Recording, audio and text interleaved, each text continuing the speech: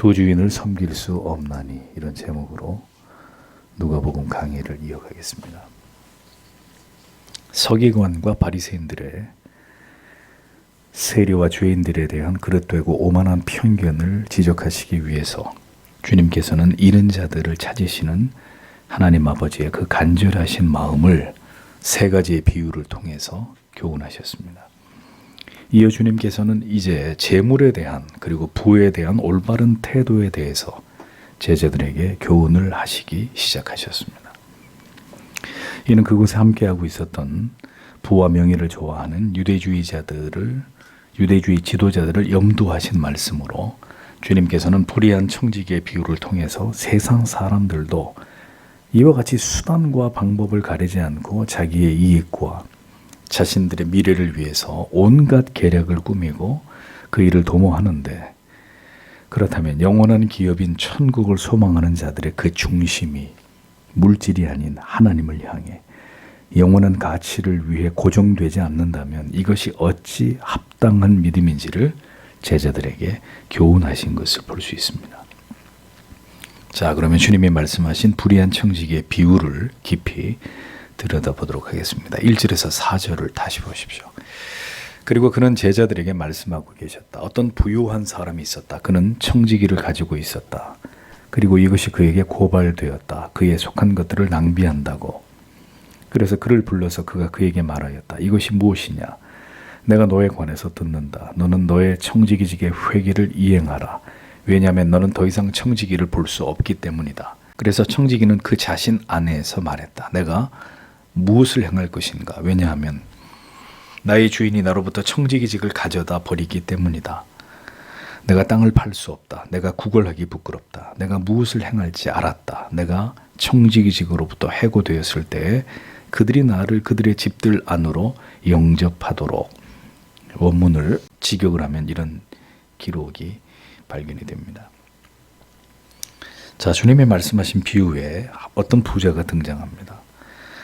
여러 사람에게 돈을 빌려주었고 종들을 거느리고 있는 것으로 보아서 아주 재산이 많은 자로 짐작할 수 있습니다. 그런데 그에게 매우 교활하고 사악한 종이 한 사람이 있어서 주인의 소유를 몰래 빼돌려 횡령을 하고 그것을 탕진을 하고 있었습니다.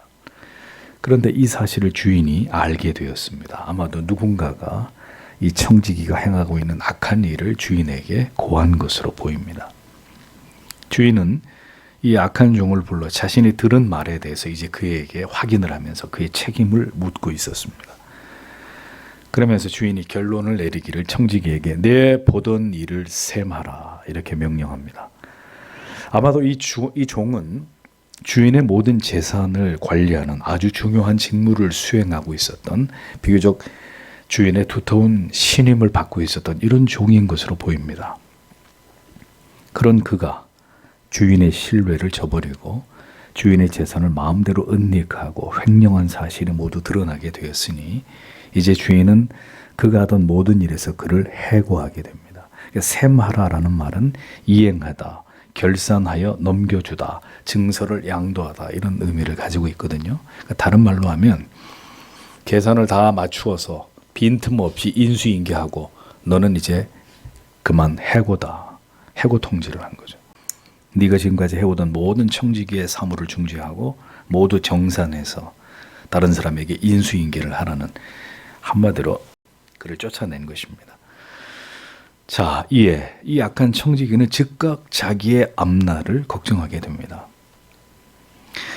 자기가 지금 여기서 쫓겨나면 땅을 파서 농사를 짓는 일도 여의치 않고, 그렇다고 사람들에게 돈을 꾸어가면서 구걸하면서 살아갈 수도 없는, 이것도 창피한 일이고, 그는 해고를 당한 이후에 그럼 내가 어떻게 살아야 되느냐에 대해서 빠르게 그 대책을 강구하고 있었습니다.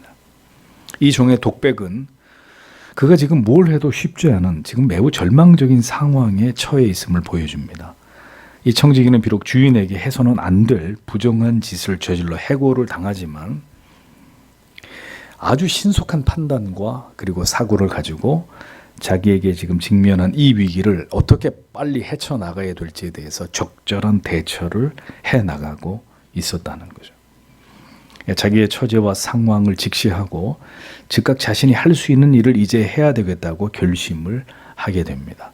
성경에 이 부분이 많은 신학자들에 의해서 참으로 난해한 부분으로 알려져 있습니다. 왜 그러냐면,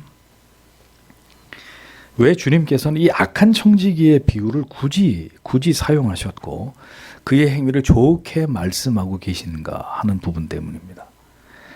자, 그럼에도 불구하고 이제 뒷부분에서 더 분명하게 그 의미를 여러분들에게 말씀드리겠습니다만, 이 말씀 속에서도 우리는 분명히 어떤 교훈을 찾아야 합니다.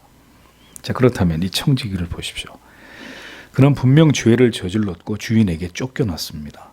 그러나 그것으로 그친 것은, 그 정도로 그친 것은 그가 주인의 재산 관리를 비교적 지금까지 매우 잘 해왔던 자였음을 짐작하게 해줍니다.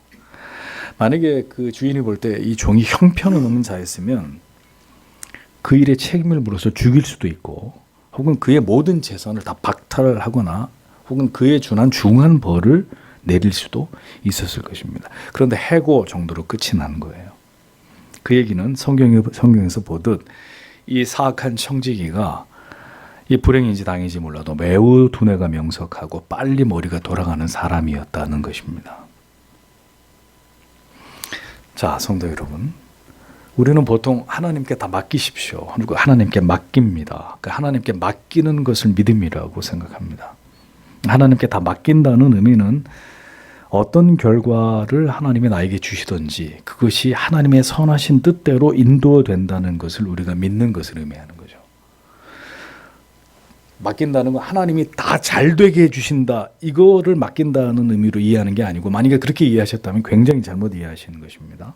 하나님께 맡긴다는 것은 최선을 다하지만 그 결과에 대해서는 하나님의 선하신 뜻으로 응답하시고, 내게 좋은 일이든 나쁜 일이든 하나님이 나의 모든 것을 책임지신다, 이 믿음을 전제로 하는 게 하나님께 맡긴다는 의미란 말입니다. 예를 들어서 공부를 하는 학생이 있습니다. 그럼 오늘도 열심히 기도하면서 하나님께 자기를 맡깁니다. 자, 그러면 하나님께 자신을 맡기고 공부를 열심히 하지 않는 것이 하나님께 맡기는 겁니까? 절대로 그렇지 않다는 거죠. 그는 하나님이 자기의 미래를 준비하셨음을 믿고 최선을 다해서 열심히 공부를 해야 합니다. 하나님이 나에게 인도하시는 그 길을 최선을 다해서 성실하게 하나님이 예배해 놓으신 것들을 찾아가야 됩니다. 나의 인생의 모든 미래가 하나님의 뜻 안에 있음을 믿고 알고, 그래서 열심히 기도하고 열심히 공부하고, 이게 진정으로 하나님에게 맡기는 거라는 거죠. 우리는 이 악한 청지기의 대한 주님의 예화 속에서 이런 부분에 대해서 생각해 볼 수 있어야 한다는 것입니다. 그는 자신이 해야 할 일에 대해서 결정을 했습니다. 그리고 그 계획대로 하면 내가 이제 해고를 당하게 되더라도 해결책이 생길 것이다 라고 믿었습니다. 이 종을 보십시오. 이제 그가 어떤 계략으로 자기가 당할 위기를 헤쳐나가는지를 주님이 이어서 말씀하십니다. 5절에서 8절에 그래서 그 자신의 주인의 빚진 자들의 각각 한 사람씩을 불러 그는 첫째 사람에게 말하고 있었다. 너는 나의 주인에게 얼마를 빚지고 있느냐? 그러자 그가 말하였다. 기름 100밭을. 그러자 그가 그에게 말하였다. 너는 너의 증서들을 가져라. 그리고 너는 앉아라. 너는 빨리 50을 써라. 그 다음에 다른 자에게 그가 말하였다. 그리고 너는 얼마를 빚지고 있느냐? 그러자 그가 말하였다. 미래 100고르를. 그가 그에게 말한다. 너는 너의 증서들을 가져라. 그리고 너는 80을 써라. 그래서 주인이 불의의 청지기를 칭찬하였다. 왜냐하면 그가 사려 깊게 행사하였기 때문이다. 왜냐하면 이 세대 아들들이 그들의 세대에 있어서 빛의 아들들보다 더 지혜롭기 때문이다. 이렇게 기록이 되어 있습니다. 이 밭 고르, 이거는 기름을 재는 단위고 곡식 같은 이런 이제 가루를 측량하는 단위입니다. 자, 그런데 이 청지기는 주인에게 빚진 자, 채무 관계에 있는 자들을 다 불러 모읍니다. 여기서 빚진 자들이란 아마도 토지 수확의 일정량을 소장료로 지불해야 될 소작인들이었거나 아니면 채무 증서를 쓰고 공무를 받은 도매상들을 의미하는 것으로 보여집니다. 그런데 이들과 이 약한 청지기가 증서를 이렇게 위조할 수 있었던 것은 아마도 이 청지기가 주인을 대신해서 이 문제에 대한 전권을 그가 가지고 있었던 것으로 보입니다. 그러니까 주인은 이 청직에게 이 부분에 대해서 모든 걸 다 맡겼기 때문에 주인은 잘 모르는 거예요. 세부적인 사항을 몰랐을 가능성이 매우 크다고 할 수 있습니다. 이 약한 종은 빚진 자들에게 그들이 갚아야 될 수량보다 절반 혹은 그보다 훨씬 적은 양으로 모두 삭감을 해서 그들의 손으로 다시 채무증서를 위조하게 합니다. 자, 이는 빚진 자들의 입장에서 볼 때는 아주 고마운 일이 아닐 수 없는 거죠. 이 약한 청지기는 지금까지 주인 몰래 이자를 이렇게 임의로 조작을 해서 그 차액을 착복해 왔을 것입니다. 그러다가 원래대로 다시 이자를 정해서 탕감을 해주므로 채무자들에게도 엄청난 선심을 얻고 선심을 써주게 되고 주인에게도 손해가 되지 않도록 이렇게 꾀를 낸 것이죠. 기름 100마를 빌린 자에게 50말로 공제하고 밀 100석을 빚진 자에게 20석만을 공제해 주었습니다. 청지기는 이렇게 주인 모르게 채무자들의 채무를 탕감해 주었습니다. 이렇게 한 이유가 뭐겠습니까? 주인에게 쫓겨나고 난 다음에 이제 자기에게 이런 도움을 받은 은혜를 입은 자들에게 가서 내가 당신들을 이렇게 돕지 않았느냐. 그러니 나를 도와라. 그들에게 자기가 필요한 것들을 얻을 수 있을 것이라는 기대를 가졌기 때문이라는 거죠. 우리가 주님의 비유 속에서 가장 난해하게 여기는 대목이 바로 이 부분입니다. 주인은 이 불의한 청지기가 이후를 도모하기 위해서 한 이 행동에 대해서 모두 알게 됐습니다. 자신이 해고당한 뒤에 자신에게 은혜를 입은 채무자들로부터 도움을 받기 위해서 자기의 앞날을 위해 이같이 계략을 꾸미고 이 일을 도모한 것을 주인이 모두 알게 됐단 말입니다. 자, 여러분 보편적인 경우라면 그 종을 어떻게 해야 될까요? 살려두지 말아야 되는 거죠. 죄에 더 큰 죄를 덧붙여서 또 죄를 지었기 때문에 이제 이 종을 일벌백계로 다스리면서 엄히 죄를 물어야 되는 이런 상황인데도 불구하고 그런데 이 주인은 그렇게 일을 꾸민 이 종을 도리어 칭찬했다고 성경이 적고 있습니다. 이 주인은 뭘 칭찬하는 것일까요? 그의 이 같은 약삭빠른 행동을 지금 칭찬하는 것일까요? 아닙니다. 그의 행위는 분명히 잘못입니다. 그것은 악입니다. 악이에요. 그런데 채무자들을 움직여서 자신의 살 길을 도모한 그의 이 지략. 자, 이것을 지혜라고 말할 수 있을지 모르겠습니다만 이 세상적인 지혜에 대해서 주인이 탐복을 한 거예요. 내가 참 똑똑한 놈을 데리고 쓰긴 했구나. 저 놈이 보통이 아니구나. 하고 그 종을 칭찬한 것으로 그 부분에 대해서 주인이 인정을 한 것으로 보아야 한다는 거죠. 분명 옳지 않은 청지기이고 그가 행한 일은 죄에 죄를 더한 일이었는데도 불구하고 주인은 그의 불의한 행위에 대해서 지혜 있게 행한 것이다. 이렇게 간주했단 말이죠. 이 악한 종의 용의 주도하고 주도 면밀함에 대해서 그것을 지혜로 인정을 해준 것입니다. 주인은 그의 죄악을 칭찬한 것이 아니라 그의 뱀 같은 지혜로움, 영리함, 영악함을 칭찬한 것입니다. 여러분 세상의 악인들을 한번 보십시오. 기상천외한 방법으로 대명천지에 악인들이 사람들을 속이면서 부정한 방법으로 자기들의 주머니를 채우는 이런 일들을 한번 보십시오. 눈 뜨고 코베가는 세상이다 이런 얘기 하지 않습니까? 지금도 비상한 머리를 가지고 그걸 좋은 일에 사회에 기여하기보다는 악한 일들을 도모하면서 불의한 이익을 추구하는 자들이 세상에 얼마나 많을까요? 자, 이제 주님께서 말씀하신 이 비유의 핵심이 무엇인지에 대해서 이제 주님이 말씀을 하십니다. 죄악의 어두움 속에 살아가고 있는 이 악한 세대의 자녀들도 자기의 이익을 위해서 이처럼 모든 수단과 방법을 가리지 않고 주도 면밀하게 움직이면서 자기의 살 길을 저렇게 도모하는데 빛의 자녀, 영생을 상속받을 자들이 영원한 천국을 위해서 모든 것을 아낌없이 투자하는 것은 그건 너무나 바람직한 것이 아니냐. 그런데 그렇게 하고 있느냐. 주님이 바로 이것을 강조하고 계셨던 것입니다.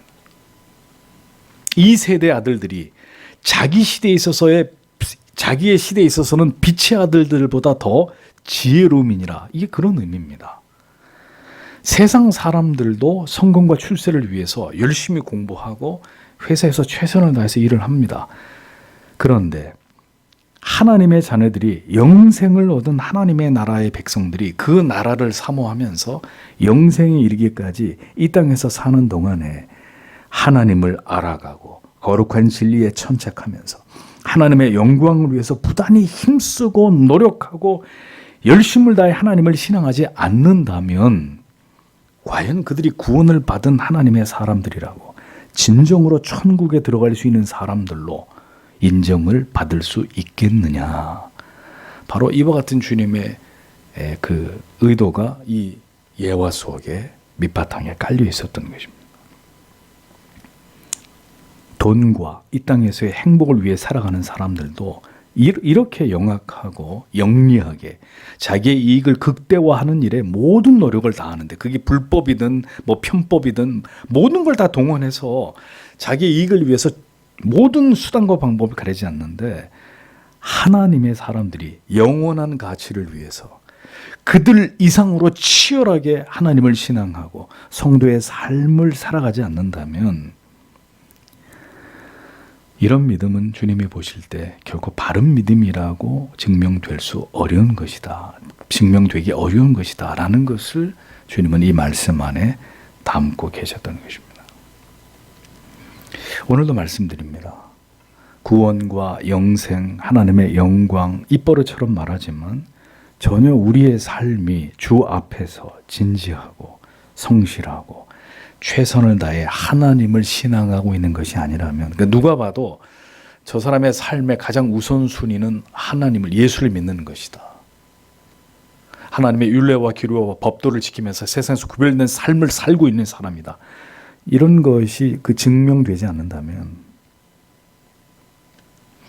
어떤 교회를 다닌다고 해도 이런 그의 삶의 총체적 중대한 변화가 일어나지 않는다면, 여러분, 그것은 주님이 인정하실 수 있는 믿음이라고 보기 어렵다는 겁니다. 주님이 이 말을 지금 제자들에게 하고 계시잖아요.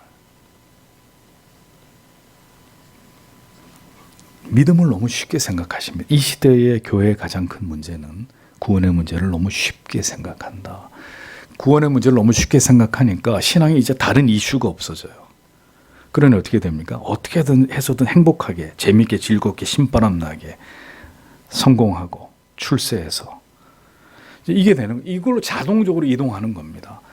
우리의 신앙의 중요한 이슈가 구원과 성화와 하나님의 영광과 그리고 영생에 대한 확고한 소망, 이런 것들로 영적인 고도의 긴장감을 유지하면서 믿음이 지속되지 않으면 아주 간단하게 세상적인 것에 우리의 마음을 빼앗기게 되고, 어떻게 살 것이냐, 무엇이 옳은 것이냐보다 어떻게 살 거냐, 어떻게 부자로 살 거냐, 대박 나는 사업을 할 거냐, 자연스럽게 그쪽으로 가게 되는 것입니다. 9절에서 11절을 보겠습니다. 그리고 내가 너희에게 말한다. 너희 자신들을 위하여 너희는 불의의 제물로 친구들을 만들어라. 그것이 없어질 때에 그들이 너희를 영원한 장막들로 영접하도록. 가장 작은 것에 신실한 자는 큰 것에도 또한 신실하다. 그리고 가장 작은 것에 불의한 자는 큰 것에 또한 불의하다. 그러므로 만일 너희가 불의한 제물에 성실하지 않았다면 누가 진실된 것으로 너희를 믿겠느냐. 이렇게 기록이 되어 있습니다. 예수님께서는 이 세상에서 우리가 얻게 되는 물질을 어떻게 사용해야 되고 그 물질을 얻는 일에 대해서 어떤 태도를 가져야 하는지를 말씀하셨습니다.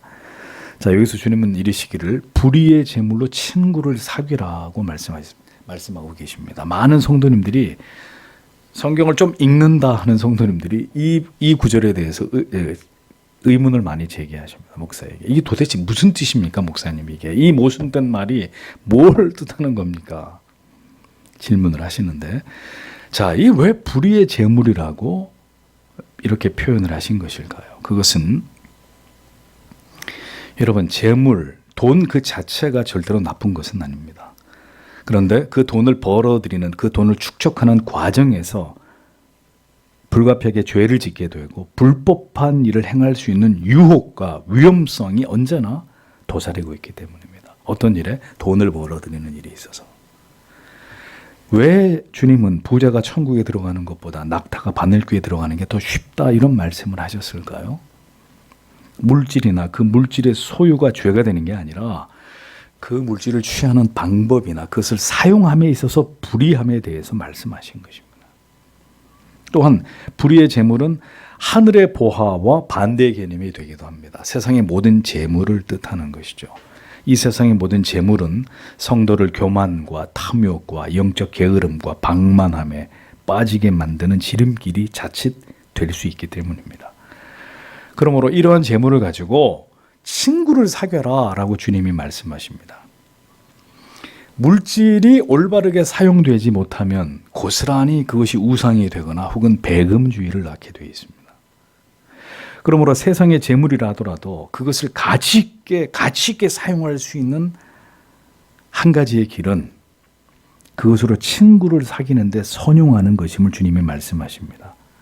그럼 여기서 친구라는 게 뭐냐, 이게 중요한 부분이죠. 그러니 하나님이 우리에게 주신 물질을 가지고 어려움을 당한 사람이나 혹은 물질적 도움이 절실한 사람에게 공부는 잘하는데 학비가 없어요.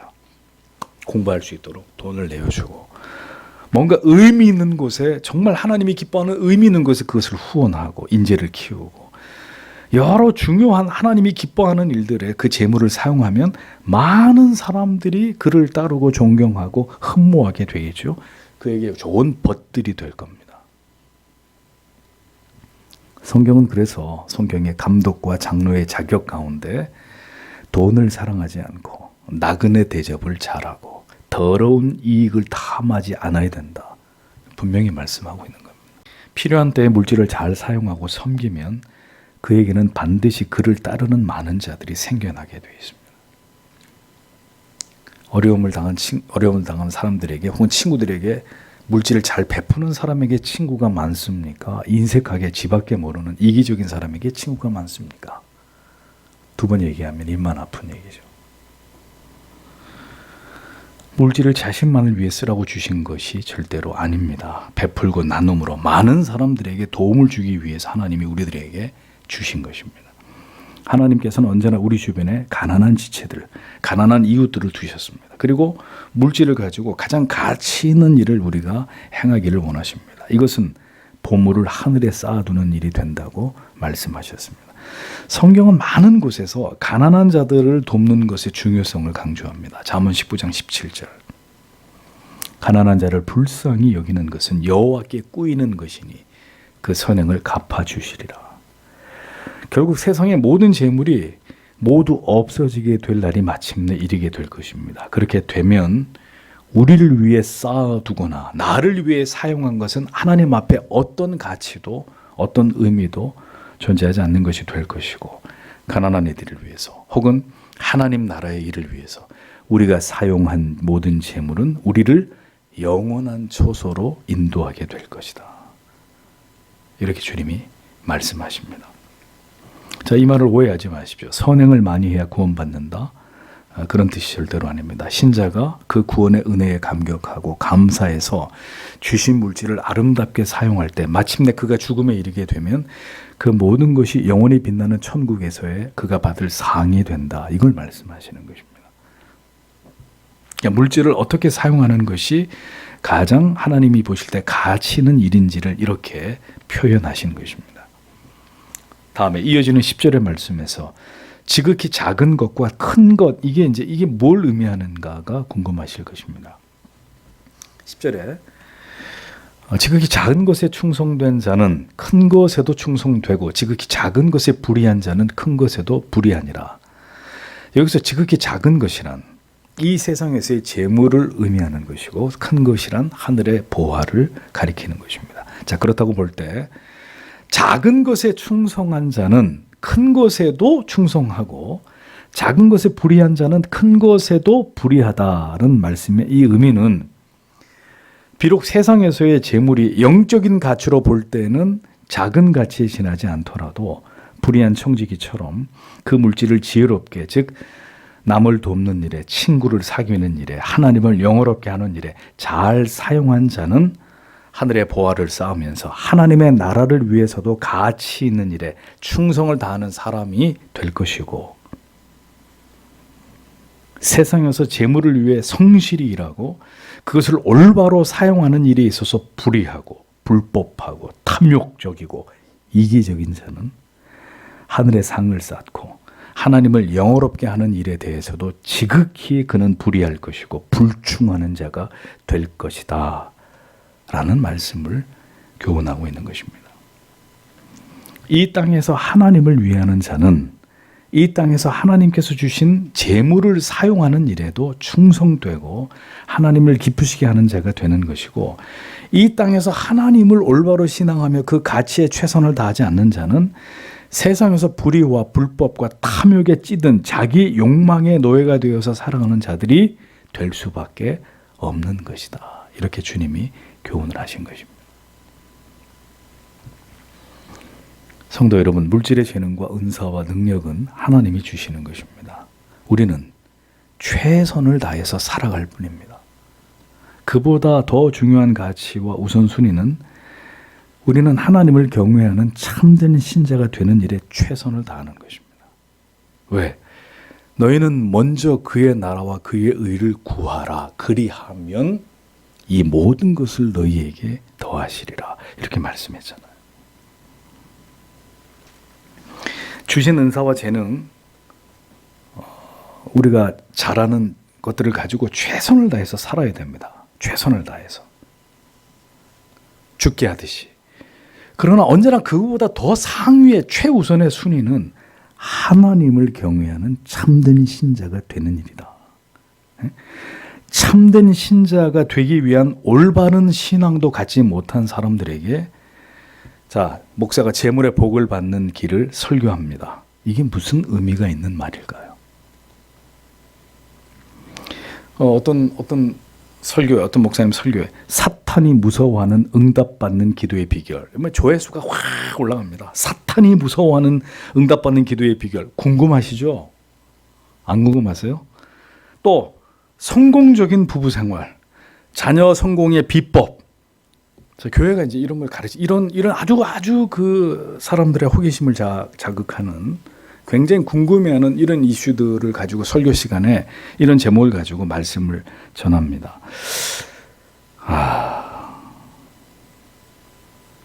여러분, 그게 무슨 의미가 있는 것일까요? 사탄이 우습게 여기는 사람에게, 사탄이 아주 우습게 여기는 어떤 인생에게, 그가 어떤 기도를 드리든 그게 무슨 의미가 있겠냐고요. 사탄의 졸개 같은 사람이 사탄이 두려워하는 기도를 드린다. 어불성설이잖아요. 먼저 하나님을 경외하는 신자가 되는 것이 우선이죠.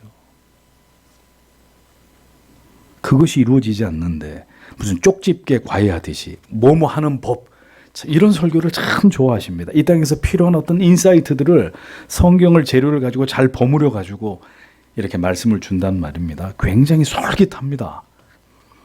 할 줄 몰라서 안 하는 게 아니에요. 여기 앞에 있는 목사가 그런 말할 재주가 없어서 말씀 안 드리는 게 아니라 그게 도대체 무슨 의미가 있냐고요. 참된 그리스도인이 되지 않는데. 그 물질보다 하나님을 더 경외하는 사람이 아닌데 그 사람에게 돈 잘 버는 법을 얘기해 주라고요? 물질 축복받는 법을 설교해 주라고? 완전히 하나님 버리고 세상으로 가버리게 만들라는 얘기 아닙니까? 그런 설교가 무슨 의미가 있냔 말이죠. 먼저 하나님을 경외하고 사랑하고 지체들을 사랑하는 자가 아니면 그게 무슨 의미? 그런 사람이 되어야 그 나머지는 하나님께서 우리에게 채우시고 인도하시고 보장하시고 지도하신다는 것을 신자가 믿어야죠. 이어 이 땅에서 물질을 대하는 신자의 자세를 주님이 이어서 계속 말씀하시기를 11절에서 13절을 보십시오. 그러므로 만일 너희가 불의한 재물에 성실하지 않았다면 누가 진실된 것으로 너희를 믿겠느냐? 그리고 만일 너희가 다른 사람에게 속한 것에 성실하지 않았다면 누가 너희 것을 너희에게 주겠느냐? 두 주인을 섬길 수 있는 집 하인은 아무도 없다. 왜냐하면 또는 그가 한 사람을 미워할 것이고 다른 사람을 사랑할 것이며 또는 그가 한 사람에게 충실하고 다른 사람은 경멸할 것이기 때문이다. 너희가 하나님과 재물을 섬길 수 없다. 이렇게 기록이 되어 있습니다. 주님께서는 우리가 이 땅에서 살아가면서 성실하게 일하고 그 능력에 맞게 재물을 얻는 일을 중요하게 여기셨습니다. 불의한 재물에 충성하지 않는다면, 불의한 재물을 세상에서 열심히 직장을 다니면서 사업을 하면서 열심히 세상에서 돈을 버는 일에 그가 성실하게 충성하지 않는다면 누가 참된 것으로 너희에게 맡기겠느냐 이렇게 말씀합니다. 이 의미가 무슨 뜻입니까? 자, 아주 경건하고 믿음이 깊은 성도가 있는데 그가 만약에 사회생활을 하면서 경제활동을 하면서는 그런데 전혀 성실하지도 않고 최선을 다하지도 않고 열심을 다하지도 않아요. 이거는 세상 일이야. 나는 주의 일만 열심히 하면 되고 뭐 세상 직장에 이런 일들은 대충 해도 이게 더 중요한 일이야. 그렇게 그가 감당해야 될 그 일을 주님께 하듯이 성실하게 최선을 다해서 충성스럽게 하지 않으면 주님이 말씀하십니다. 하나님께서 그에게 참된 것, 즉 영원한 가치를, 하나님과 하나님의 나라를 위한 일들을 어떻게 그런 자에게 맡길 수 있겠느냐.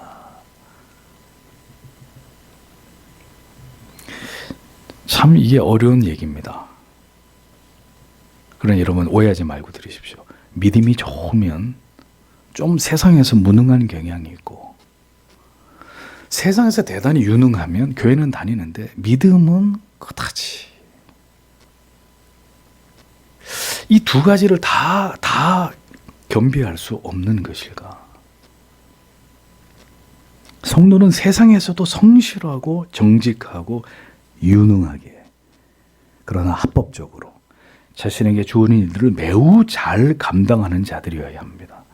신앙과 관련되는 일, 교회 일이라면 누구보다도 열심히 하면서 세상에서 주어진 일들을 지극히 소홀히 하고 언제나 직장을 잘 이렇게 옮겨 다니고 무능해서 쫓겨나고, 자, 이런 신사라면 주님이 말씀하십니다. 누가 그런 자에게 영적인 일들을, 하나님의 일들을 맡길 수 있을지를 생각해 봐라. 생각해 봐라. 신자는 모든 일들을 주께 하듯이 최선을 다해서 그리고 유능하게 성실하게 그 일들을 감당해내는 자들이 되어야 합니다. 그에게 하나님의 나라의 일도 주어지는 법입니다. 그래서 교회 직분자가 되려면 내적 증거, 교인들에게만 인정을 받는 게 아니라 외인들의 증거도 있어야 된다. 저 밖에 사람들이 볼 때 아무개 정직하고 성실하고 유능하고 책임감 강하고 일 맡겨놓으면 빈틈없는 사람, 외적 증거도 있어야 된다고 얘기하는 것입니다. 교인들이 볼 때만 훌륭한 사람이 아니라 저 밖에 그와 어울리는 세상 사람들이 그를 볼 때도 뛰어난 사람, 그러면서도 겸손한 사람, 그러면서도 일 잘하는 사람, 이렇게 돼야 된다는 것이죠. 그런 자에게 하나님의 일도 주어지는 것이지, 자신을 고용한 사람을 위해서도 충성하지 않는데 누가 우리가 받아야 할 것을 우리에게 성실하게 주겠느냐. 주님은 이 지극히 세상에서도 통용되는 원리를 말씀하십니다. 세상에서 우리를 고용한 사람들, 회사를 위해서도 신자가 성실하게 일해야 합니다. 하나님께서는 여러분을 고용한 회사를 통해 여러분의 쓸 것을 공급하십니다. 하늘에서 뚝 떨어지나요? 그런데 회사가 시킨 일을 대충 하고 엉터리로 하고 늦게 출근해서 일찍 퇴근하고 불성실하게 그렇게 하면 세상에서도 우리의 삶은 궁핍함을 면할 수 없게 되는 것은 당연한 이치가 아니겠느냐. 이제 주님은 재물에 대한 성도의 태도에 대해서 결론을 말씀하십니다. 하인이 두 주인을 섬길 수 없고 둘 중에 한 주인에게 사랑하고 복종하고 나머지 한 주인은 경히 여기고 미워할 수밖에 없다고 이렇게 말씀합니다. 이 말씀을 이해하려면 유대 사회에 대한 이해가 필요합니다. 유대 사회에서는 종종 한 종이 두 집 주인의 주인을 섬기면서 그들에게 품삯을 받는 경우들이 종종 있었습니다. 돈이 없으니까 종이 돼서 쉽게 말하면 이렇게 품삯을 받으면서 그 집에 가서 종노릇을 하는 거란 말이죠. 그러다 보니까 두 집에 가서 두 주인에게 그 밑에서 일을 하면서 이제 품삯을 받는 이런 경우들이 있었습니다.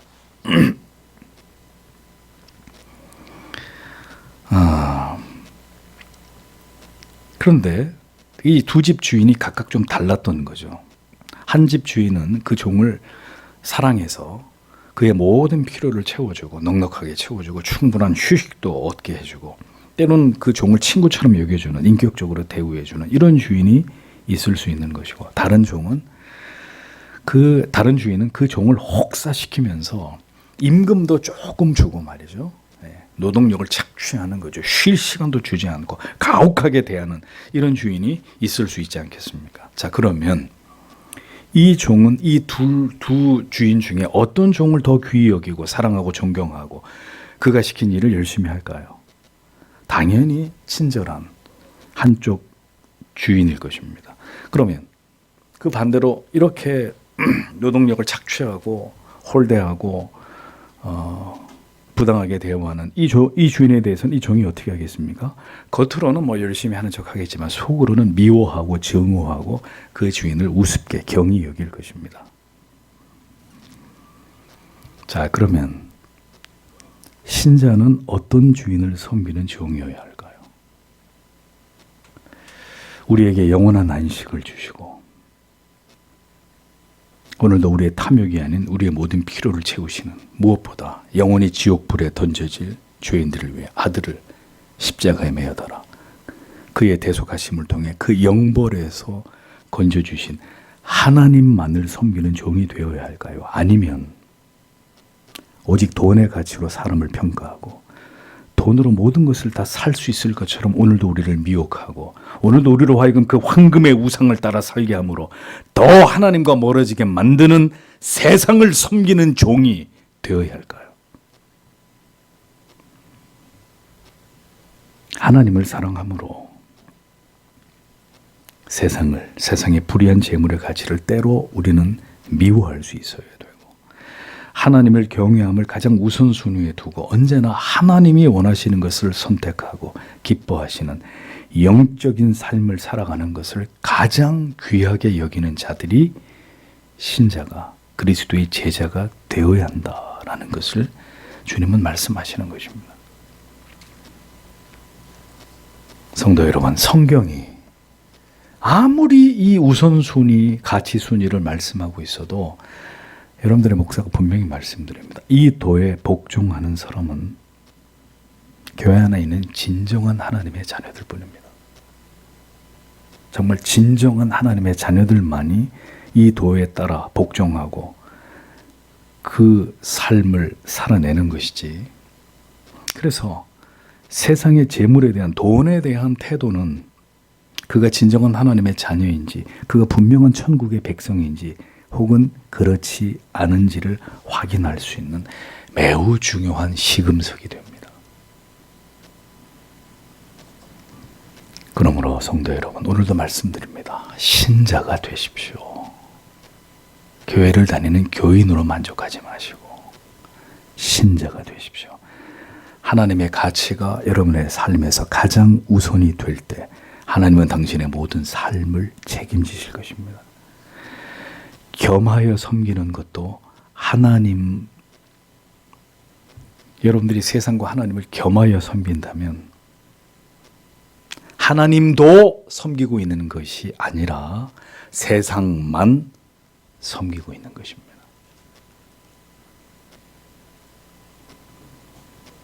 오늘도 주님의 이 교훈이 부디 우리에게 올바른 믿음을 주시고 그 길로 행할 수 있도록 우리를 붙드시는 능력의 말씀으로 우리 모두에게 임하게 되기를 간절히 소원합니다. 이 말씀을 붙들고 주님, 두 주인을 섬길 수 없다면 나는 지금 도대체 어떤 주인을 섬기고 있는 것인지, 양다리가 아닌지 혹시 내가 하나님이 그토록 미워하시는 부디 하나님, 우리가 하나님의 가장 귀하게 여길 수 있는 그 믿음, 그 가치를 진리 안에서 발견하고 누가 시켜서가 아니라 목사가 윽박질러서가 아니라 내 영혼이 하나님의 진리의 말씀 앞에서 깨어지고 이 진리를 깨달아서 그 가치를 위해서 살아가는 삶을 영광으로 여길 수 있는, 주님 오늘도 우리와 우리의 자녀들의 삶이 그것을 지향할 수 있는 참된 믿음의 사람들 되게 해주시기를 오늘도 우리가 주님 앞에 기도하고 돌아가기를 원합니다. 기도하겠습니다.